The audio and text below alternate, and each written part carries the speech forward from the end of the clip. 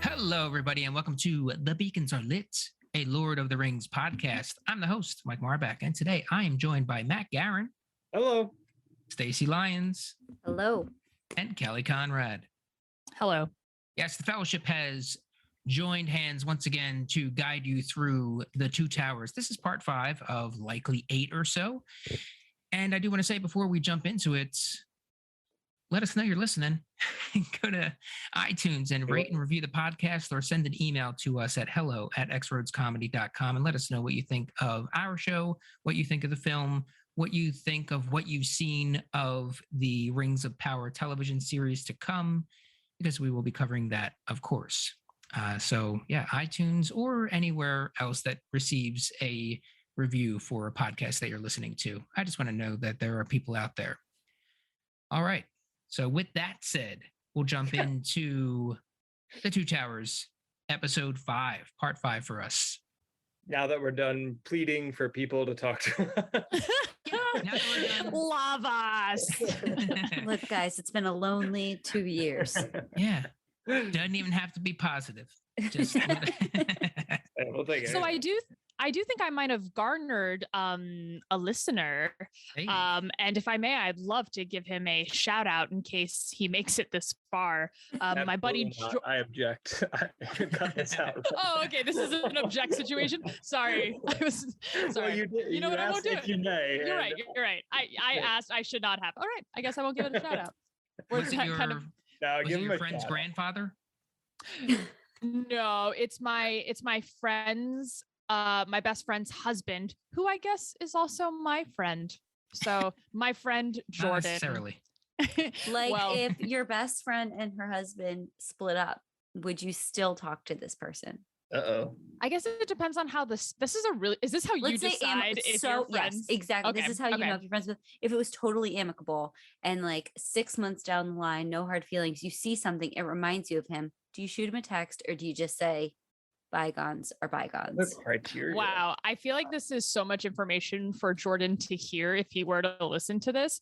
I think it would be a situation where maybe we wouldn't seek each other out. Like it wouldn't be consistent communication, but I feel like if it was amicable, we would reach out occasionally. Also, this best friend is notoriously like close with her exes, so they'd probably still remain friends. This is quite a way for him to find out that she's close with her exes. Oh, he knows. Okay. Yeah, she's very open about it. Yeah, she has a very and it's not weird, it's just very healthy relationships with her exes that she manages to keep, which is the opposite of me. I guess so. I guess she's a good breaker upper. I'm a terrible breaker upper. So bad. Do not talk to anyone I've ever dated. Awful. Kelly has spent years in jail.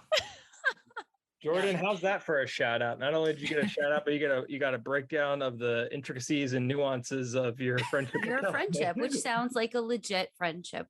It may open up some new doors. Maybe. I guess I should say hi to Kelsey as well. Hi, Kelsey. Love you. Yes. In addition to Kelsey and Jordan, if there are any others that are listening, let us know. And I truly believe in my heart of hearts that there are. Unless you are any of our exes, in which case, do not tell us. We don't want to know. Yeah. Oh my gosh. It won't really be until the Rings of Power comes out that this podcast will really grow in listenership. That'll really pick up.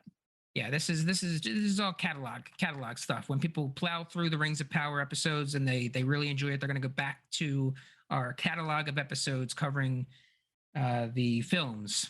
The 36 hours of episodes about 9 hours worth of movie content. Give the people what they want. Yeah. Yes. Speaking of, let's do that. So we finish up the battle. Everyone is walking around, just kind of killing what isn't dead and watching the orcs and the wargs run off. And then they're looking around for Aragorn.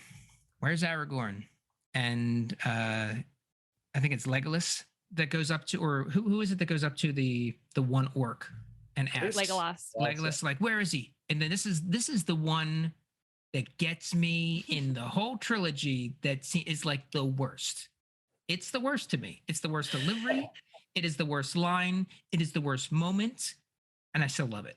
The But worst it's coughing. whereas yeah, he's dead. It is so Wait, good. is that the moment that what the orc says? Yeah. He Okay. And how he says everything about it. he like vamps his own line. You know, they didn't tell him to cough, but he's like, how can I get the most screen time I can? Yeah. I still love it, but it's the worst. Yeah. I think it's great. Dead. That guy gave it his all, and I it. really appreciate that. You think that was the I'm all? here. Yeah, I'm here for all the orcs overacting. Like they're all trying to get as much. Same. Like they get a line and they eat the hell out of that scenery. They're chewing it up. One of And, my oh, sorry, no, go ahead. no, that's all. No, one of my like favorite things to do when I see an extra like that, especially like with a line or two, is I imagine them having a watch party at their house with all of their family and friends. And then, you know, they're like, shh, it's coming up, it's coming up, it's coming up. And then they say the line and then everyone's like, you did so great. I think about that every movie I watch, almost every TV show I watch. It's one of my favorite things to imagine. You think this guy at every funeral he goes to is just like standing by the casket? He's dead. We get it, Trevor. Mark. Mark Trevor. Now's not the time, dude. His cough is so dry. Oh, it's so dry. Yeah. It's such a dry cough. Rohan air. You'd think it would be wet because Yeah. the theme of this movie is A, wet, and B, if he's been hurt, he's probably bubbling up with blood somewhere. Blood, yeah. He's totally like he's got blood in the throat. But no, I think that might have been like a real cough. Like that actor was parched. Some of that Love when a real- Roll. dirt Just in roll. his- Yeah. Use it. Yep, that'll do. Looks good. We got it. I don't know what Peter Jackson sounds like. No, that's perfect. That's Yeah. perfect. No, I think like half of New Zealand was probably having watch parties when Lord of the Rings came out. Because like Mhm. I'm guessing most of the orcs are probably like local New Oh, Zealand. for sure. Yeah. Yeah. Huge deal. Yeah. It He's just makes me happy. dead. Dead. He took Yeah. a little tumble off the cliff. The next line too. The next line too. So good. He took a little tumble off a cliff. He did. He's like- left behind his little necklace, didn't he? Oh, Yeah, he becomes like so cockney. Yeah. He's He nudging his neighbors bum. at his party. He's going, that was improvised. I improvised that. They didn't tell me to say, I said that. Everyone's like, we can tell. I was looking over the edge and I saw him bebopping and bouncing all the way down. Landing in And the water, flippy split floppy splash. down he goes. If the fall didn't Oh. kill him, he certainly drowned. Took a little tumble, he did. Yeah. Into And, he's the got- water. and if it's not enough, he's got Arwen's brooch. Is that what it is? What do you call it? It's not pin. He has Pendant. a necklace. Pendant, necklace. He doesn't wear it. He's got that clutched in his hand. Oh, that's also like how he dies. He's just like, "Ugh," and then he's frozen, just completely frozen, Yeah. like petrified. It's so good. And Theoden says, "Pack it up. We're leaving. Leave the dead." And you get that stare from Legolas. So dumb. intense. He's so, I don't know. It's hard to read what he is. He's like, Well, it's what's he like gonna all do? that. Like, be like Legolas, jump down and dig around. We have time for this. No, he's got to do what a king's got to do, which is pack it up. Yeah. Oh, I really it's respect some- that decision. It's some growth from Legolas. He's feeling something here, whereas before he's looking around, everybody like, "What's the deal? Why I y'all feel so he has, sad?" yeah, he has like a lot of moments. Like we could watch a whole like side movie of Legolas learning emotions through this movie. Yeah. I Just feel like like he's a- still. Oh, go ahead, Mike. I was just gonna say like a not a psychopath, a sociopath. He's just mimicking what he sees other people feel. And then we Yeah, watch him and- go back to his forest and he's emoting and everyone's like, what is with this guy?" Loser. You've been with the. What, are you gonna humans too cry long. about it? Are you gonna frown about it, Legolas? I just feel like Orlando Bloom, and this is, I think, a typical thing that happens with like kind of green actors, is a lot of eyebrow acting. And you see a lot of that with Orlando Bloom, especially in this moment. He just always kind of looks confused about what emotion he's feeling. And that looks more like Orlando Bloom doing that versus a conscious choice. So I'm always just like so distracted by that. Honestly, the eyebrows in this next 30 minutes were out of control between Elrond and Denathor. I don't know what the opposite of Botox is, but I think they stimulated the muscles in their eyebrows because they're like permanently frowning. Oh, incredible. I cannot wait to get to Denathor. I'm so glad you brought up John eyebrows. Noble. This is like my eyebrow episode. If you want to, I pay attention to eyebrows a lot because like I don't remember where I was told this, but it's like people Kelly who just used to be an eyebrow. Back in my day when I was an eyebrow, you just learn that when people act, they overcompensate with their face versus like emoting with words and with voice. And so I just noticed that a lot with like actors who are bad. You can just like see them in their faces and you can really see it in their eyebrows. Their eyebrows are very telling. It's also can sometimes be, and I don't know where Orlando Bloom came from, what his training was before this, but some kind of drama school in England. Because what I was getting at is that if you're supposed to be a lot bigger on stage. So if this was one of his first film roles, the camera's going to pick up a hell of a lot. You need less. So if they're giving more, subtle, that could also nuance. be that could also be a transition. So he's learning to act on film as he goes through, possibly. Very fair point. So we got Eowyn and company. They make it to Helm's Deep, which I also love that Helm's Deep kind of snuck up on them. They're like, oh, there it is. Oh, there it is. We made it. We made it to Helm's Deep. There it is. Looks so cool. Helm's Deep looks overhead shot that they do. Lovely. Perfect. I don't know what that was. Gives you the whole layout of the complex. You're gonna need to know it later on. Yeah, and it's nice to have like a before picture. You know what I mean? Yeah. Yeah, before. Because it gets dark real quick. Mm-hmm. And by that I mean with lighting wise, it gets dark. Mm-hmm. Yep. The sun and we goes see down. Yes. Time happens. At the end of day comes night, and that happens in this movie. Mm-hmm. We get Freda and Eothen reunited with Mama. So that was lovely. A nice moment. Yeah. And they just kind of blow right past it. I love that you keep track of this. I've made a conscious try to track these people and I still miss it every time. No, I'm obsessed with it because I imagine it as my children. And so I'm like just very relieved that they did the reuniting thing because they didn't have to. They could have made this movie like darker, but in a subtle way. But they chose to reunite. But then I just keep thinking about how he definitely is the same kid who's putting on a helmet when Legolas is like, some have seen too many winters and other have seen too few or whatever. And he's going to go to war. And I'm betting he doesn't make it out of war. So we'll see. Just keep that in mind. Wow, this kid's story is not over. Down. Yeah, this kid's story is just beginning. Real bummer. Talk about getting dark, if you know what I mean. Speaking of bummers, so few of you have returned. She says, the way she says returned always hits me. So few of you returned. It's like a very interesting. And also like, you're just pushing for Aragorn status. Yeah. Like, so few of you are back. Where's the one I care about? Yeah. Phil. Yeah, not the like guard who's probably been by her side since she was a little girl, right? Yeah. Like no, just the hot ranger from the north that she's had a crush on for 2 days. Yeah, at most. Yeah. He fell. Yeah. I love that. I'm a huge fan of he's like choking on his words. Yeah, he's swallowing them.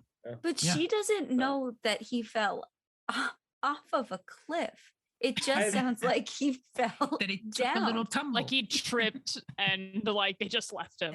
Yeah. It was a bad fall. I was wondering if it's more in the classical sense, like he fell upon his sword, like he fell in battle, like he was like he's fallen soldier, felled man. Yeah, 100%. That's get it.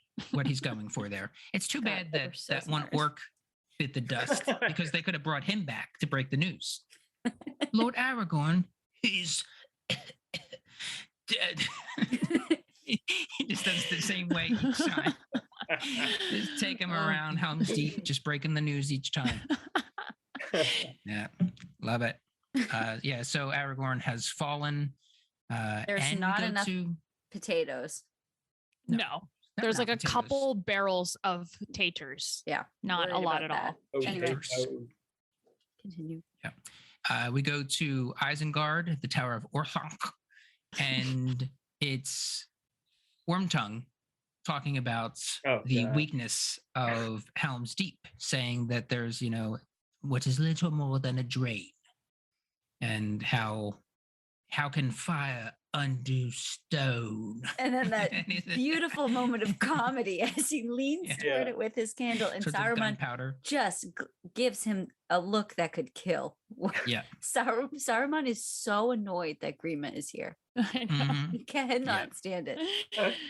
It was fine when he was all the way in Rohan. Doesn't have to, easy doses. Doesn't have to deal with them. But now he's here. Come on. Just keep the fire away. And it's so sad because Wormtongue is so obsessed with Saruman. He wants to please him so badly. Do we know where Wormtongue was before this? No, but I would love to know. Inside a windowless, soundproof room because he couldn't hear the tens of thousands of soldiers outside. No, I meant before this mission with Saruman. Oh, okay. I want to know, where is he from? Yeah, I'm wondering if he gave up everything to serve Saruman and now is being treated so badly, or if he was just he's man, right? He's a man. He's a man. Yes. A very wet man. I think that he's a river man. I think Wormtongue's deal is that he doesn't have the physical power, the skill, the athleticism to be one of the Rohirrim. So he's always one of the weak ones there. I mean, he's greasy, he's pale, he's wet. He's wet. He's so wet. He's so wet. He just slips right off horses. Yeah. He looks like a Pirates of the Caribbean character. He looks like he should be on the board the Black Pearl. Who's constantly climbing up from the ocean onto the boat from getting pushed off. All this to say, I think that's why it was easy for Saruman to woo him to his side. Saying you see Éomer getting all the glory, you see him getting all the women. You covet Éowyn. Okay, it looks like him getting all the women. He was a servant at Rohan and then fell in league with Saruman and then moved up to chief advisor. And Saruman had promised him Éowyn as a reward for his services. Yeah. Right. Yeah. How about that? Ew. You were right, Mike. You're pretty much right. How about it? So yes, it has one weakness, little more than a drain. How can fire undo stone? And he's like, even let's say for argument's sake, you managed to break the wall. Okay, it's gonna take a lot of people, thousands, even tens of thousands to storm the keep. And then they break that soundproof cone of silence and walk out to the balcony. Loudest army in the world. Yeah, I have to believe that Saruman cast a spell. That it's I can't work like this. This is so. Do you know how loud these guys are? And I'm journaling all day long. My subscribers are going to hear this noise and be so mad. Monologue at all.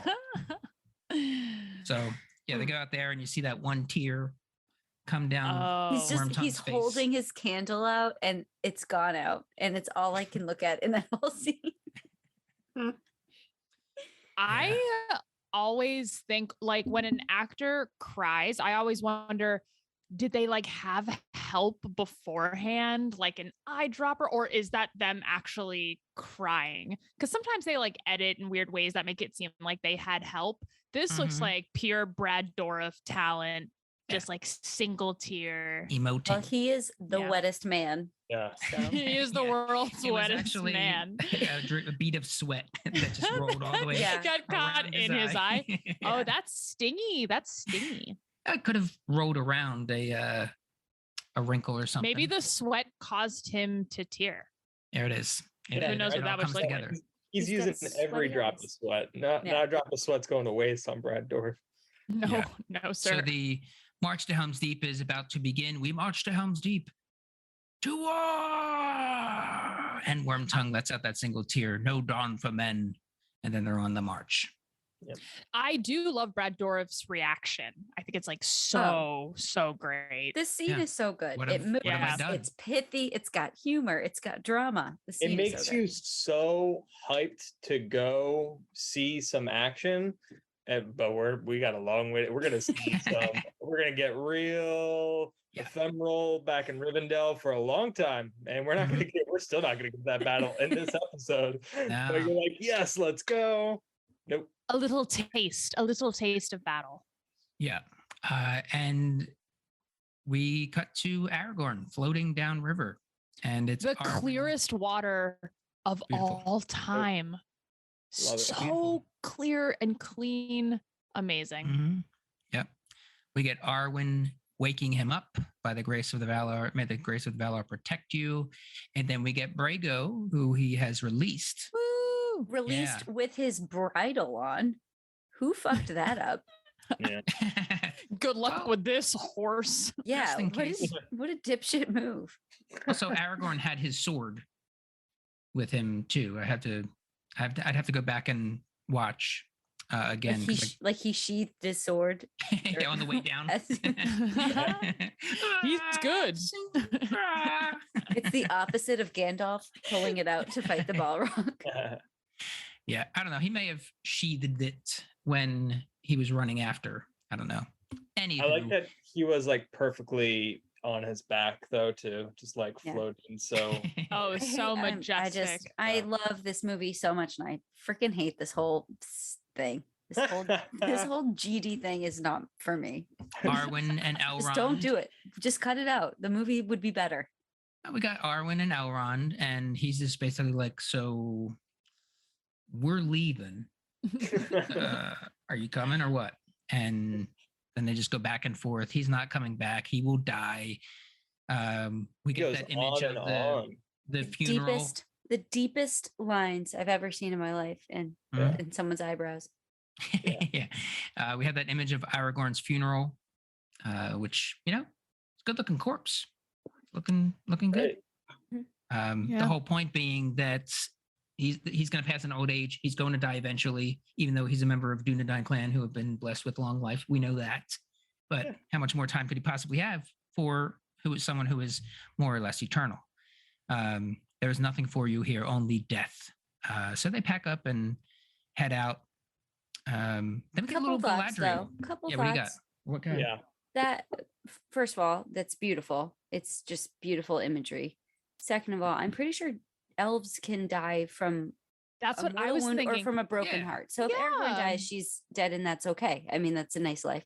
And then the third thing is, Kelly, what you were talking about before with like actors who don't act with their voice as much, and Liv Tyler here when she says, "You also have my love, Papa," in Elvish, crying like through her words, was just perfect. I agree. She was so good in this scene. I agree. Yes. I do think she was so good in this scene. And even the way she says, like, there is still hope. Like, I just thought it was a really lovely, delicate, vulnerable moment. And yeah, I was thinking that too, where Elrond's like, yo, he might die in battle. It's like, if Arwen were to get together with an elf, they could die in battle too. Yeah. So that's like not a fair argument, Elrond. No, he's just being like a papa. He wants her to come with him. Such a grim picture. Like even after he dies, like she's gonna have no choice, but she'll be bound to her grief. And I'm like, dude, or she like could like move on, like meet somebody else, and like have like a nice. But then, like to what you're saying about Liv Tyler, like we cut to a close up of her like sobbing, like, and it's hard to hold like a close up of like being super upset.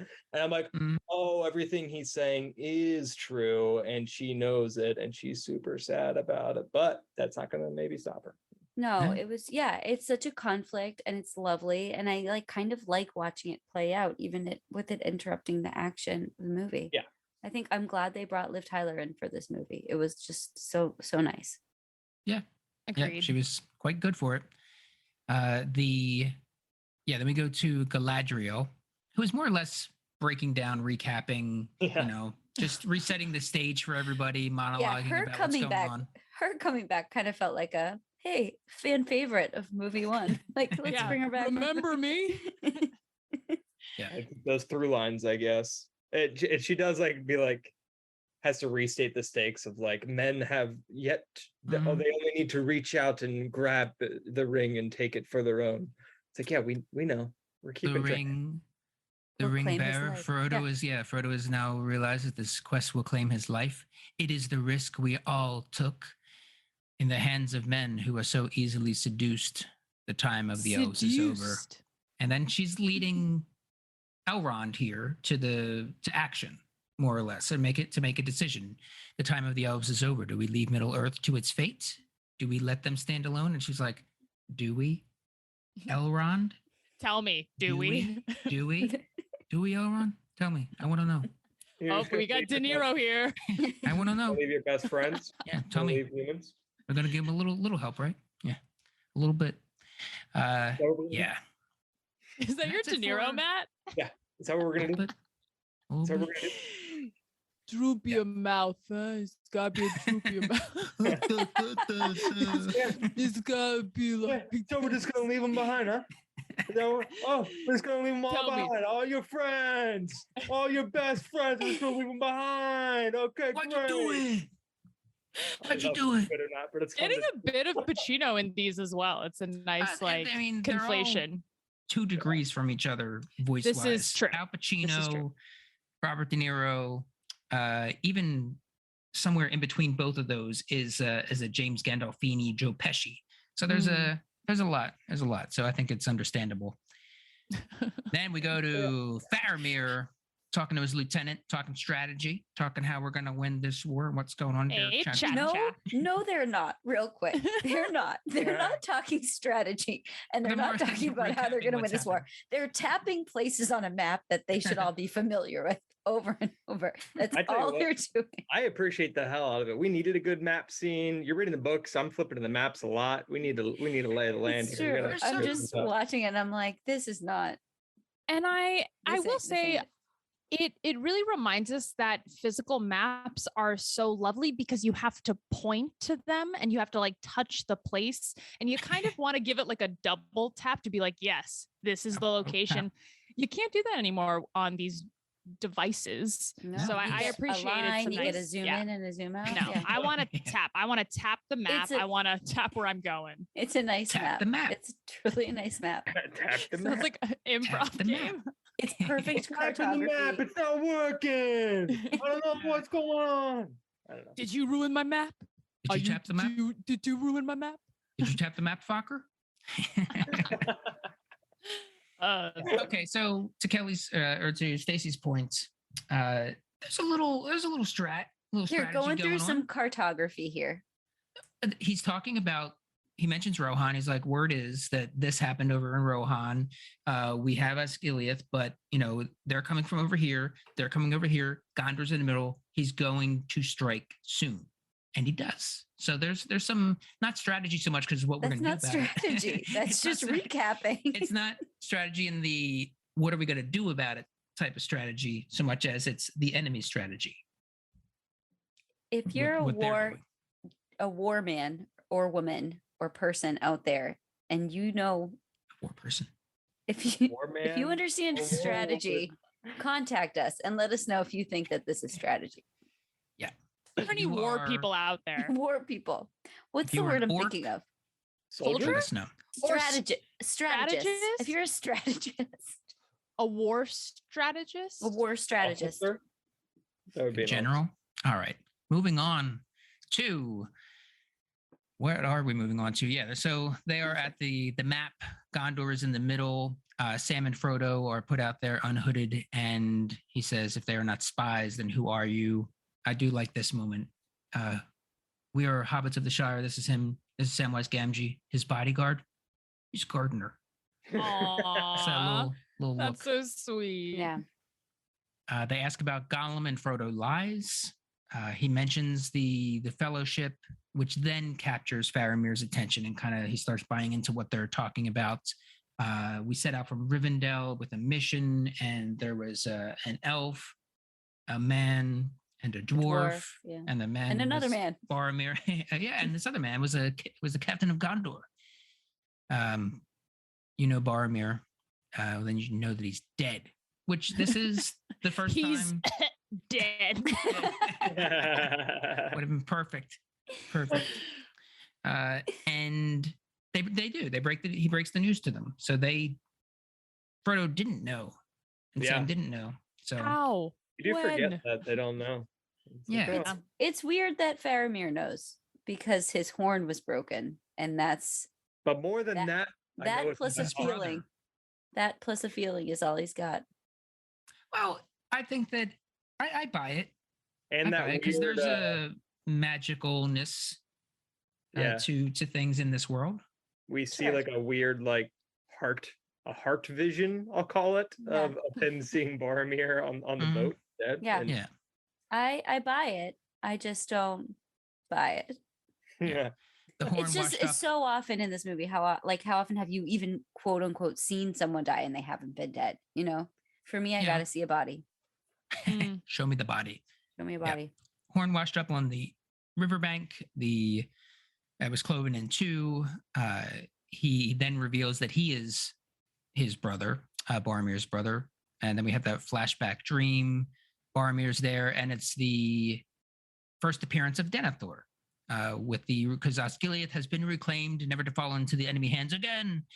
And you see the relationship between Boromir and Faramir, very nice, very loving. Not so much with Denathor, son of Ecthelion. No, he's he comes in and they're unpleasant like, person. He's here. He is relentless. Yeah. Moment, first words out of his mouth, just a shithead, just an absolute asshole. Yeah. He's just like, where's my firstborn? Where's my best son? Where's my favorite son? My favorite. Where is he? Where's my favorite? You're my favorite. Faramir. Oh, Faramir helped out. Oh, he should have defended the city in the first place. So you let it fall. He's like comically terrible to Faramir. And this is because this is an extended scene. So we definitely in the theatrical don't meet Denathor until Return of the King. So it's interesting to get this little taste of Denny. And he's he is a treat. He has no redeeming qualities. Not one. No, not one. Great to see Boromir though. It was just like nice to see him again. I was like, oh, Sean Bean, missed you. Sean Bean in his totally different accent from his brother could not be more apparent in these scenes, and it's all I'm thinking about. He is he's so charismatic. You can see why all his men love him and why Faramir feels out of place near him. Yeah. Oh my gosh. Yeah. It was awesome to see Boromir in his element, in control with people who really admired him. And it was so funny. I think Boromir, I forget what he says, but he cracks some joke and Faramir loses it. He has the biggest more time for drinking. Yeah. Yeah, that's what it is. Faramir's like, oh, you're bad. Oh my God, Boromir, you're so bad. He's like, no. Slaps him. It's so funny. He probably tried. You think he tried that with the Fellowship at one point? He's like, "This is a good joke. Why don't we stop here for nightfall?" But there's still a day left. More time for drinking, and everyone just looked at him. And they're just like, "We have to get sleep, Boromir. There's no partying tonight." Legolas just looks at him. They just shake their heads and go to sleep. Yeah, I do like when he says, remember today, little brother, today life is good. I'm like, oh, that's a really good toast. That's a really good thing to say. Instead of cheers, to say something like that. Unless you've had a shit day, then I guess.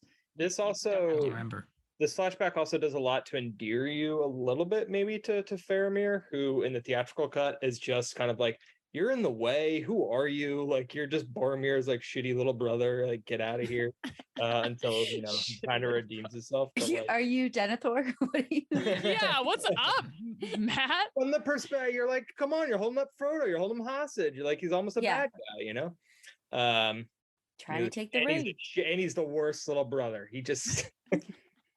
He should have been guarding Gondor or Osgiliath. Boromir's stuff. Go back to your posh tutor. Faramir looks so hurt by everything Denathor says. God. Wouldn't you be? Poor dude. Oh yeah. You're a younger brother. Tell us some personal stories of the time you couldn't live up to your older Matt, brother. are you okay? Actually, to some trauma. Just go for it, Matt. This is a safe space. No one's listening. Just go for it. Are you close with your brother, Matt? Yeah. His birthday was last week. We just had dinner Saturday night. Oh wow. Wow, brag alert.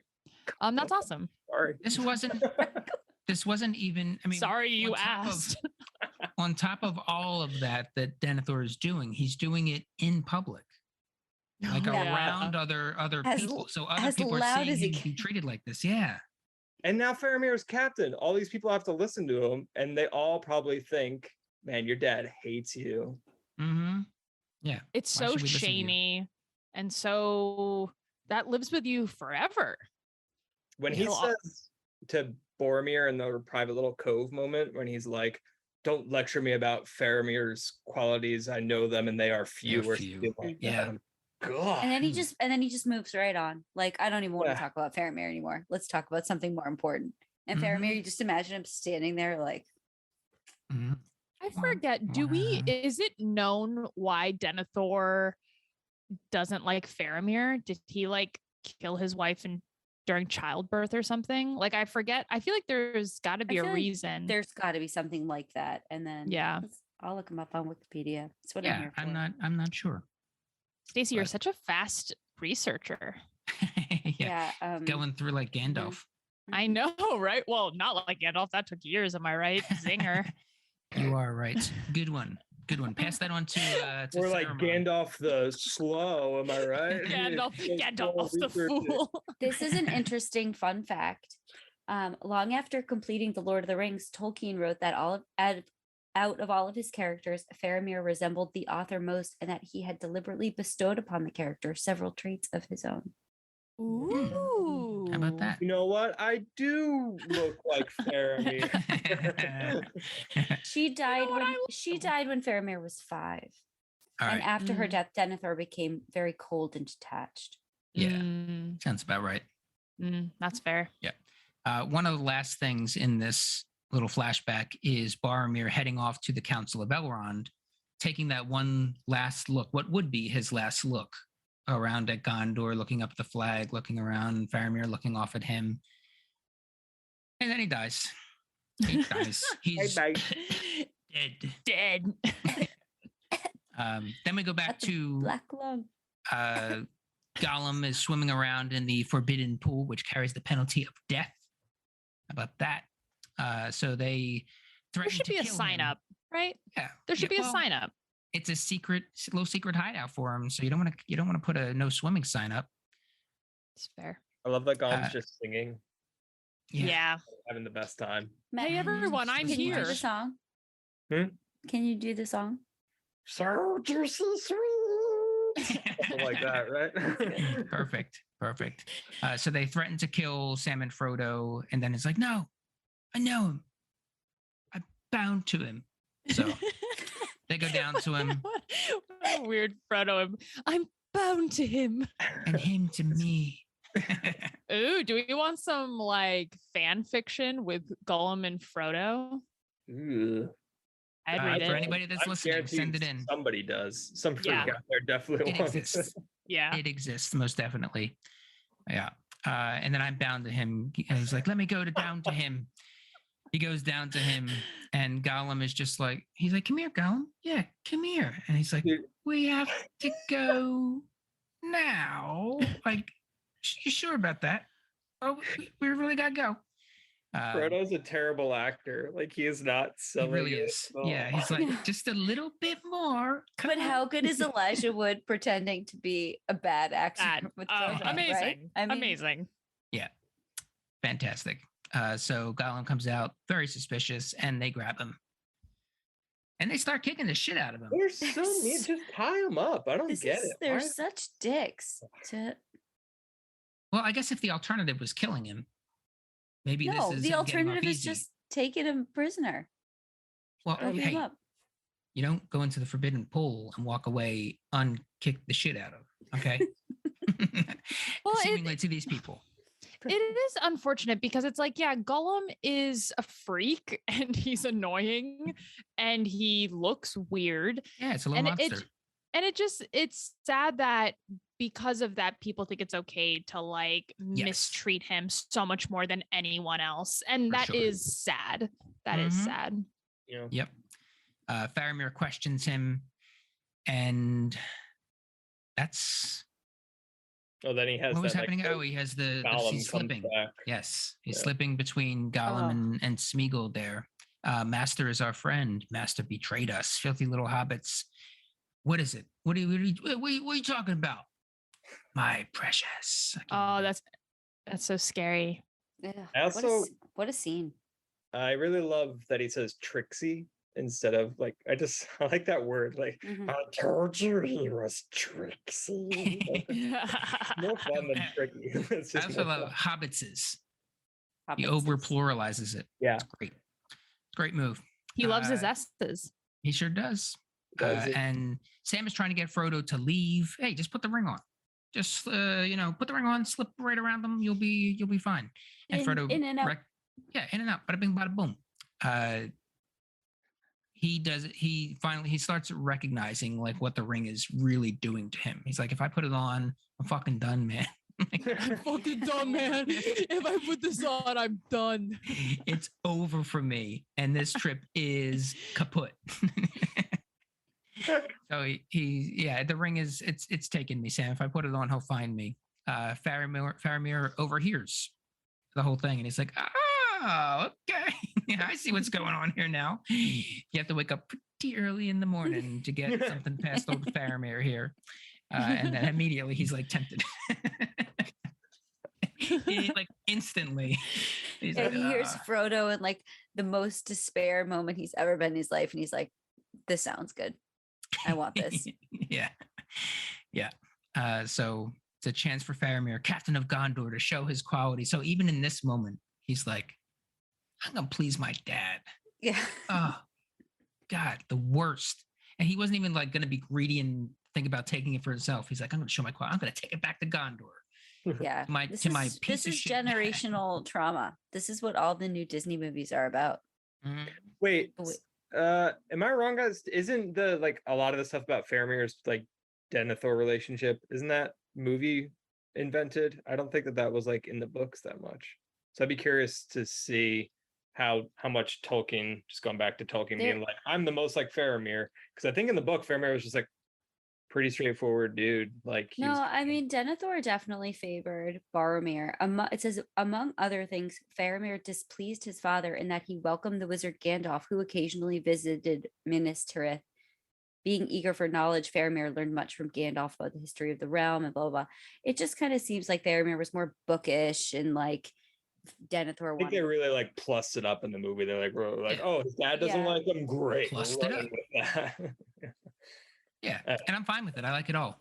Yeah, me too. It's great. Yeah, I'm into that. Yeah. And Frodo lets out that big no, and that's that for the moment. Well, actually, no. Sam lets them know that they are headed to Mordor to destroy it. We're taking it to Mordor. Throw it into flame. Please, won't you help him? Like, I love it's such a burden. We have the lieutenant come in. He's like, hey, remember we were talking about earlier? Osgiliath is now under attack. So it took literally no time. Amazing if he pulled out a map in that moment. It's like Osgiliath. Points tap, to tap, it. tap, tap. Where it's like it's an X that says you are here. He's like tapping it. Yeah. That map. Yeah.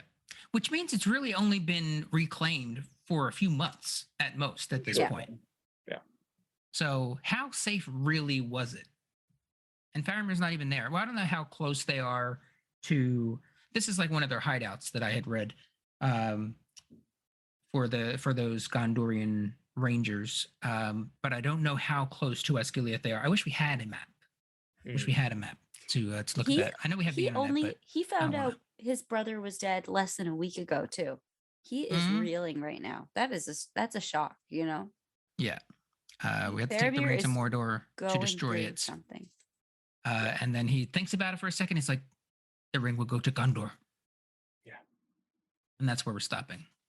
Any other thoughts on that bit? I don't think so.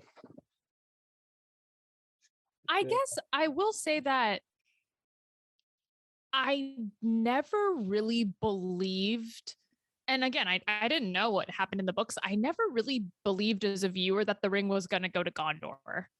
Faramir never felt like that much of a threat to me, despite them trying to be like, oh no, they're going, the ring's going on another detour. I never really like bought that.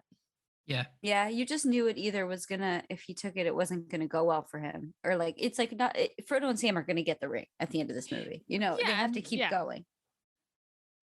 Yeah. I can get behind that. Yeah.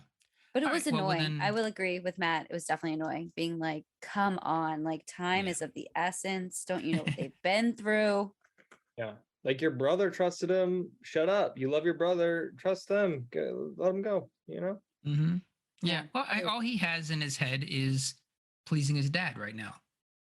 Yeah. Especially now pleasing that Faramir's gone. He's the only brother. Yeah. Your dad, who's a steward. He's not even king, dude. No, not even Denathor close. is Not even no king. close. The steward of the crown of Gondor. Not my steward. Am I right, guys? Hey, you're right, Stacey. Hashtag not my steward. We didn't talk about the scene with Merry and Pippin and Treebeard. Oh, yeah. Yes, you are correct. I skipped right over it. Oh, they see the armies are marching. They see the smoke, and they see the armies are marching from Isengard. Yeah, and Treebeard's like, Saruman used to be a friend of ours, and now he's more into metal and... He no longer cares for growing things. Yeah. All right. Well, take that off the bucket list. Yeah. Okay. We didn't miss it, okay, listener. Okay, Jordan. Okay, don't come after us. Stacey. No, I appreciate Stacey bringing that up because that would have been 2 eps with no Merry and Pip. So I know that's what I was thinking. We had to give him a little shout out. Yeah. But no, I think my loser is Faramir. I think it must be very difficult to live with the pressures of the younger, supposedly inferior brother and just feeling the weight of your dad, who's an asshole, and having to kind of relive these like bad memories, dealing with his brother dying. It just seems like he's going through a lot. And I think he's having a tough time. Sure. Matt. He was the winner last week, but this week he can't hold the title. He beat his opponent, but his opponent has beaten him back. It's your boy, Smeagol! From parts unknown. Stacey. Loser? I'm going to say, it's a toss-up for me, but in this episode, I'm going to say Arwen. I think that she's having... it's tough to miss the person you love, possibly know that he's hurt somewhere, because I don't know how like the magic stuff works. Her dad's laying it on thick. She's got to leave. And she's going through a lot of feelings right now. And that seems like a tough time. Yeah.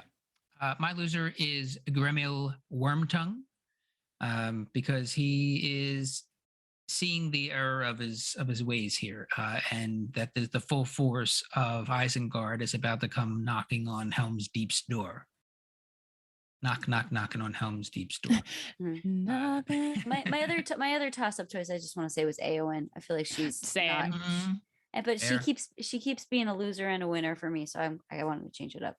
Yeah, and winner, Stacey. My winner this week is Saruman, because he built an army of tens of thousands of orcs. Yeah, they're orcs, right? And Uruk-hai, or yeah. I mean, he did what couldn't be done. So was the Uruk-hai?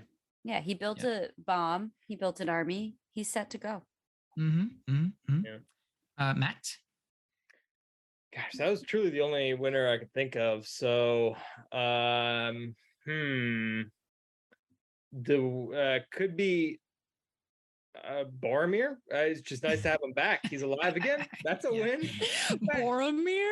Boromir's back, baby. He's a winner. He just conquered Osgiliath. Oh, you know what? I had a different winner, so I should have. Hang on to it. Sorry. Kelly. Yes, Saruman was going to be my clear winner as well. But I also think my runner-up is Theoden. He made the right call and got his people to Helm's Deep. So I feel like that, even though they lost men, unfortunately, I think ultimately that was his goal and he made that happen. So Theo. Yeah. My winner is Team. Aragorn, son of Arathorn, and heir to the throne of Gondor, because he took a little tumble off the cliff, and he is not dead. He survived the tumble. Yeah, he is in fact alive and on his way, presumably back to where they going? Helm's Deep. HD. And he keeps having those dream makeout sessions. Those wet Amazing that the horse licks his face and he's not like, Arwen, stop. I know. Do we think some of these are wet dreams? You know what I mean? Oh, he was in water. He is the wettest one in this episode because he's he was plunged. He's the wettest good guy. Wormtongue is the wettest bad guy. All right. On that note, we will end this episode picking back up with where we left off for part 6. Wow, we're definitely Time past the midway points for sure. And we're starting to close up shop on the Two Towers. So stick with us, people, whoever may be listening. Enjoy the ride. Jordan. Thank you, Kelly. Thank you, Matt. Thank you, Stacy, and thank you all for listening. Bye.